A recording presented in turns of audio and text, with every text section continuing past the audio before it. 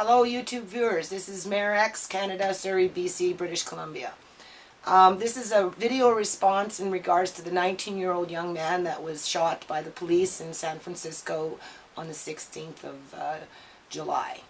The different stories I've been reading, whether he was evading a bus pass for $2 or whether he was, packing a gun and he ran and he shot and someone threw the gun and, bullets all over the place. Well, time will tell that we have a justice system, and I would think that, through time, the truth will come out. But in the meantime, I'd like to do a video response because it's just not even 2-3 weeks ago, there was another young man out in my area that was shot and killed and died on the street. And to see the young man in San Francisco struggle with nobody to help him while he bled out on the street was outrageous. Totally outrageous enough for me to say something today. So just so you know, I am still working on my Fukushima epic bug out. We're going to get down and busy and work on that, but I'm doing that. So I've got a few other things I also want to do, but for today, I'm going to bring you back to something that I did in 2005 and 2007. It's called The New Nations Unity Community and World Encyclopedia.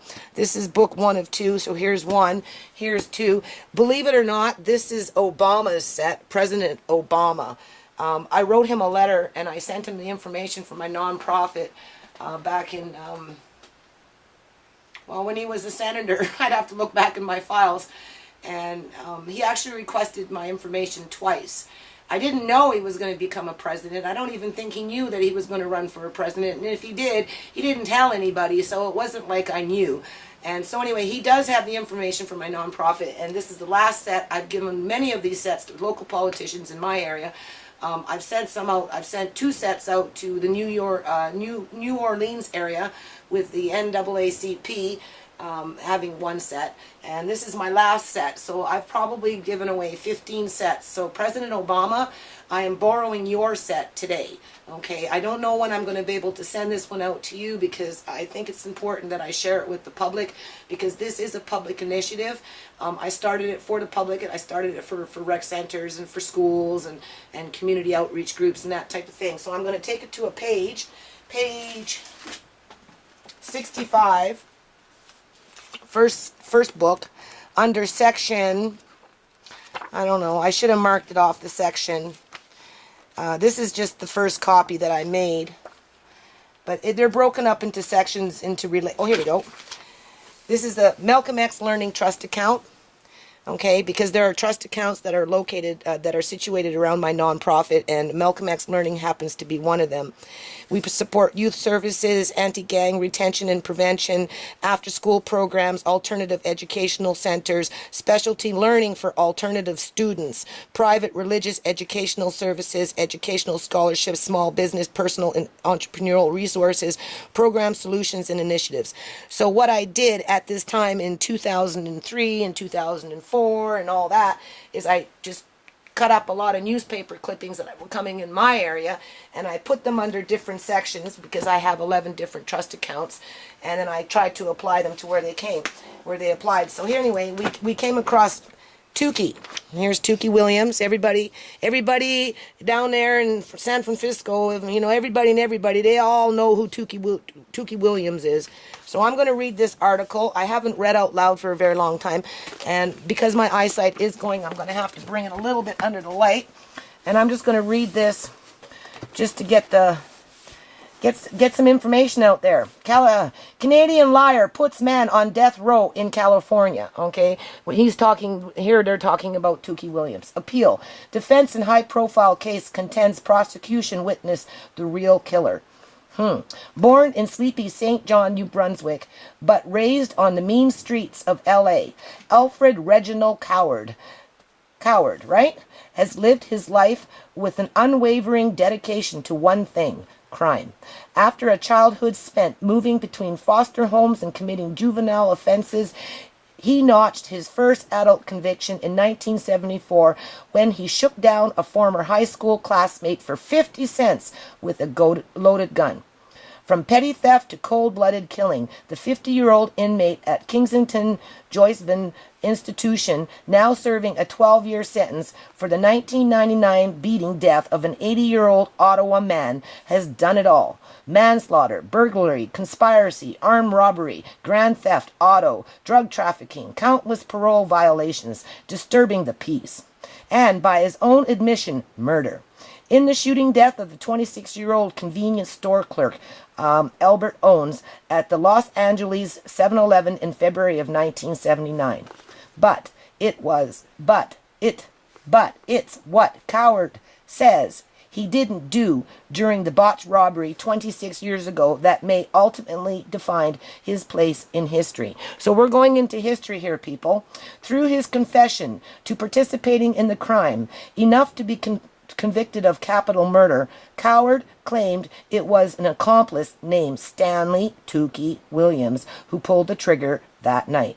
The deal Coward struck with the prosecutors to implicate Williams in the killing put Canadian-born criminal, despite a subsequent string of serious run-ins with the law, on a remarkably smooth journey through the California justice system and eventually on a fateful trip back to his native country. The same plea bargain was the beginning of the end for Williams, whose conviction in Owens' murder and for a grisly triple homicide at a Los Angeles motel in March 1979 sent him to death row and towards his scheduled execution on Tuesday by lethal injection. And if anyone is familiar with what happened with Tukey, because he had exercised for so long and he was so buffed that his death was torture. They couldn't kill him. They tried to inject him with the lethal injections, and it was a botched attempt after botched attempt. It took hours to actually have him die. And from my understanding, what people are doing in the United States now is they're using animal euthanasia. You know, when they kill an animal, put an animal to sleep, these people that do this kind of stuff are using this on humans to save money within the prison system. So that's a side note. Okay. In the 11th hour campaign, now making headlines around the world, lawyers for William, as well as a constellation of Hollywood stars, religious luminaries such as the Archbishop Desmond Tutu, and millions of Americans, say the San Quentin convict should be spared death. And as a matter of fact, I agree. I know I was in a part of that. Anyway. Let's go back to this. Partly because of lingering questions about his guilt, and partly because of a startling jailhouse rehabilitation that has made him an award-winning author for peace on America's streets and leading force in combating gang violence. He is also the subject of a 2004 biographical film called Redemption that starred one of his most outspoken defenders, Oscar-winning actor Jamie Foxx. As defense lawyers met Thursday with California Governor Arnold Schwarzenegger to urge him to stop the execution, they hoped the fresh details about Coward's conviction in the brutal Ottawa killing and his straight-faced perjury during his 2001 trial in Canada might cast further doubt on Williams' guilt in the 1979 killings and convince Schwarzenegger to grant him clemency. Of course, Schwarzenegger didn't do that because it was all politics for him at the time, but he kind of did a Gordon Campbell. He kind of took the money and he ran. And I'm not a person to say afraid to say that, so because he's not nowhere to be seen as far as I'm concerned, except for maybe with his wiferys. Anyway, a decision on the case may come... Hello, Arnold. A decision on the case may come on Monday, Darrell N. said, governor spokesman said after the meeting in Sacramento.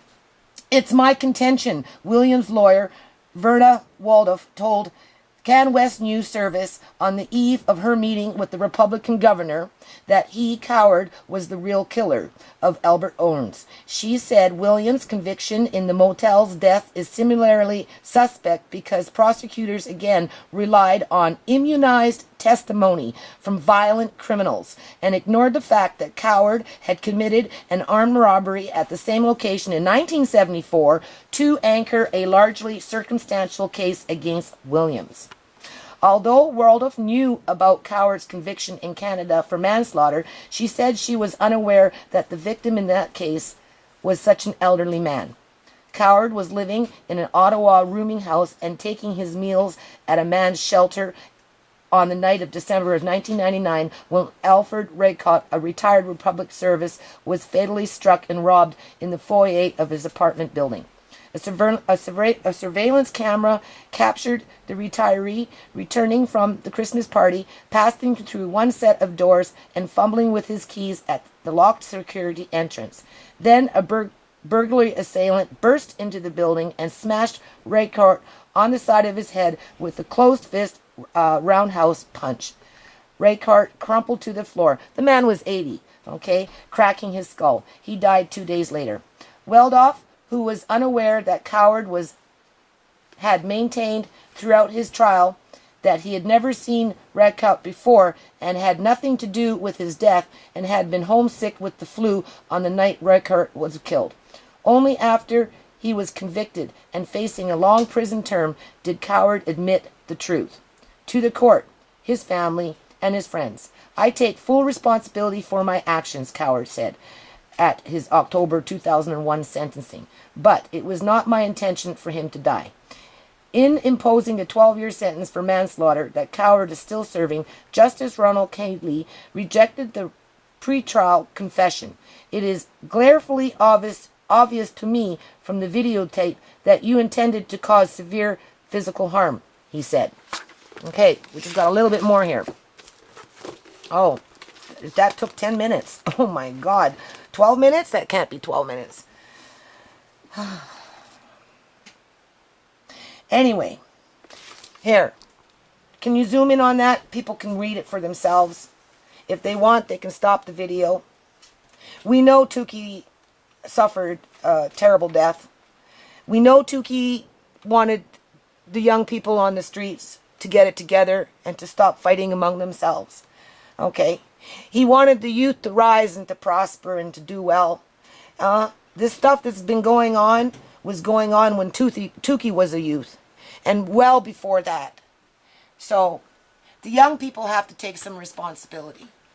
And the people that manage the politics and prevent the resources from going into the communities that make this kind of stuff happen have to take some responsibility. And this is my video response. Just like that man that was lying there, even though he was shot, whatever, he had a speculation that he shot at the cop. We don't really know. We're not going to know for a while. But at the end of the day, somebody, I know if I would have been there, I would have been busting through there and I would have tried to put something on that man's neck to prevent him from bleeding out in the street while he was going like this, gasping for air.